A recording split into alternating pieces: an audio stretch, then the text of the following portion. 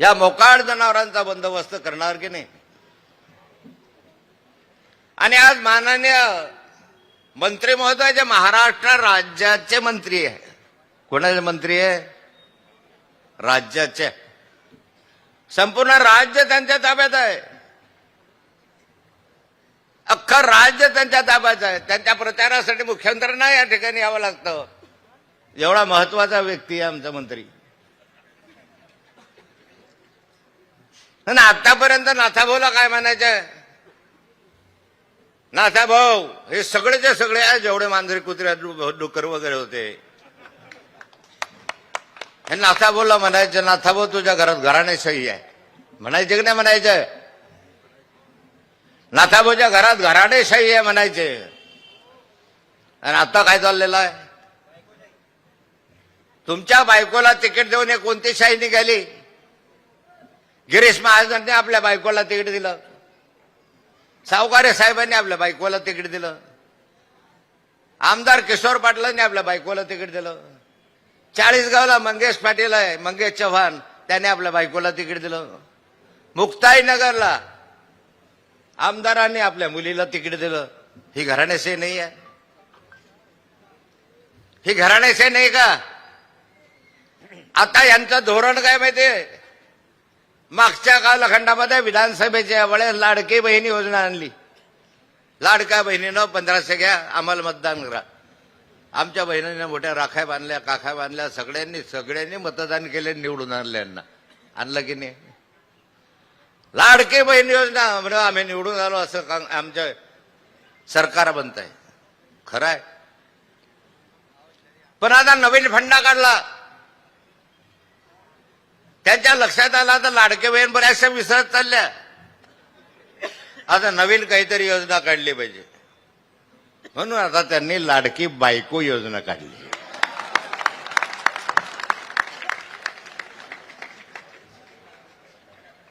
माझी लाडाची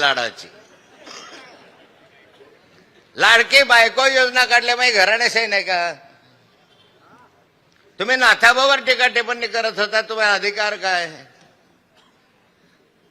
संतोष भाऊने सांगितलं, ज्यांना मी या ठिकाणी मोठं केलं तेच माझ्या उरावर बसले. खरंय संतोष भाऊ, डोक्यावर उरावर नाही म्हटलं त्यांनी, डोक्यावर नाचायला लागलं. तसं नाथाभाऊचं झालं. अरे यांना मी आणलं ना मंत्रिमंडळामध्ये येत आलेत. अनेक कार्यकर्ते जे या ठिकाणी मंत्रिमंडळात होते, केव्हा आपले कार्यकर्ते म्हणून आले, त्यांना मी तयार केलंय भुसावळ शहरामध्ये. अनेक कार्यकर्ते जे नाथाभाऊंनी घडवलंय आणि नाथाभाऊच्या डोक्यावर नाचायला लागले. अरे थोडेसे लाज बाळगा, थोडेसे शरम बाळगा घ्या. नाथाभाऊन तुम्हाला एवढं मोठं केलं आणि त्याच्या प्रतिमेला तुम्ही जोडे मारतात. नाथाभाऊच्या प्रतिमेला जोडे मारतात आणि आता म्हणता नाथाभाऊ माझ्या वार्डात येऊ नका बरं. तो शरम नाही वाटले जोडे मारताना? नाथाभाऊ कुठे, तुम्ही कुठे? ह्या गल्लीतले जे मोकाट सुटलेले त्याच्यामधले एक तुम्ही.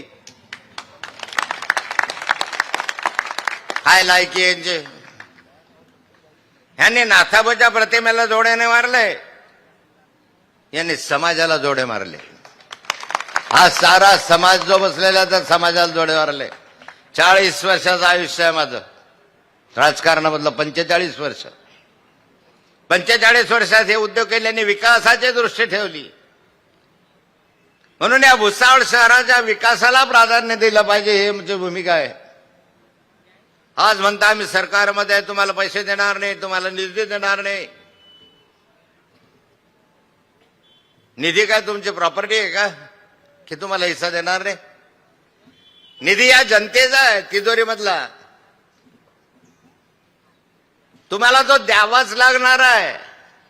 पर हेड प्रत्येक व्यक्तीच्या मागे केंद्राचा राज्याचा निधी जो ठरलेला असतो तो तुम्हाला द्यावाच लागणार आहे. फार जास्तीचा निधी नाही देणार. आम्ही आणू आमच्या कंपनीकडून, पण निधी देणार नाही हा तुमच्या अन्यायाने होणार.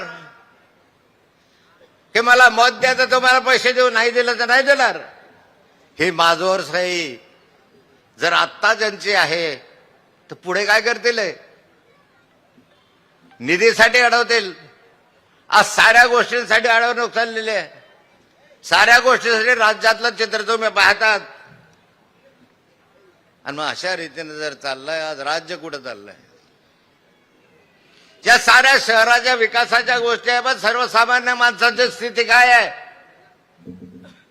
काय भोगतात तुम्ही लक्षात येत नाही तुमच्या. आमच्याही लक्षात आलं नाही हळूहळू. आम्ही ज्यावेळेस आकडे पाहतो की 10 वर्षाची गॅसची हंडी किती किमतीमध्ये होती, 10 वर्षानंतर काय भाव झाले, डोळे पांढरवायची वेळ येते.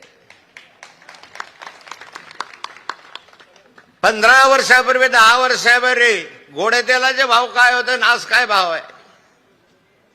अरे महागाई भराभरा गेली, वर डोक्याच्या वर गेली. आम्ही खालो, तुमच्या उत्पन्नामध्ये वाढ झाली नाही.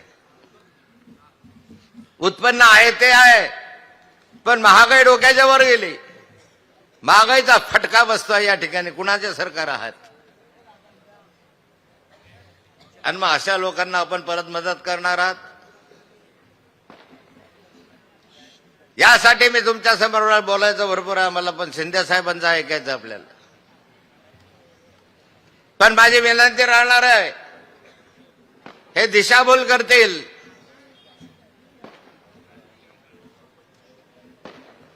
वेगवेगळ्या अफवा पसरवतील. उद्या म्हणतील संतोष भाऊ नाथाभाऊ कसा एकत्र आला तुमच्यामुळे एकत्र यावं लागलं. एका पक्षाखाली आहोत. ज्या एका पक्षात झाले ते एकत्र यायचे टीका का करतात तुम्ही? तुम्हाला काय अधिकार आहे? आणि तुमच्या जवळचा सगळे भ्रष्ट माणसं, ज्यांना ईडी लागली, सगळे भानकडी लागल्या, चोऱ्या उचक्या करणारे बदमाश लोक ज्यावेळेस तुम्ही पक्षामध्ये घेता त्यावेळेस आम्हाला तुम्ही म्हणायचं तुम्हाला काय अधिकार आहे, नैतिक अधिकार? तुमच्याकडे किती चांगले चांगले माणसं आहे, विखे पाटलांसारखे, अजितदादांसारखे, भुजबळ साहेबांसारखे. किती नावं सांगू तुम्हाला? तुमच्या मंत्रिला खुर्चीला खर्चू लावून बसतात, त्याच्यावर ईडी लागली, ज्याच्यावर सीबीआय लागला. किती लोक आहे मंत्रिमंडळात? 90% लोकांचं बाहेरचे आहे. यांचे आहे कोण? आणि ज्यांच्यावर आक्षेप आहे, ज्यांच्यावर आरोप आहे, मोठे मोठे करोडो रुपयाचे 70,000 कोटी रुपयाचा घोटाळा ज्या अजितदादा पवारांनी केला ते यांच्या शेजारी जाऊन बसले. स्वच्छ झाले, स्वच्छ. Washing machine. नाथाभाऊ जर तिकडे गेला असता स्वच्छ होऊन बाहेर आला असता, पण खोट्याला भीडभाड घालायचे नाही. या शहराच्या विकासासाठी बाकी सर्व विसरा. ही संधी आहे. एक सामान्य कुटुंबातली महिला या ठिकाणी उभी आहे. तुम्हाला आम्ही चांगल्या कामकाजाची हमी देतो की चांगलं कामकाज होईल. हे समजू नका की नाथात आता संतोष जो माझा ऐकणार नाही. समज काढून टाका, गैरसमज आहे. नाथाभाऊच्या हातात दोर आहे बरं. कुणी शिरदोर झाला तरी आम्ही दोघे जण आवरणार आहे.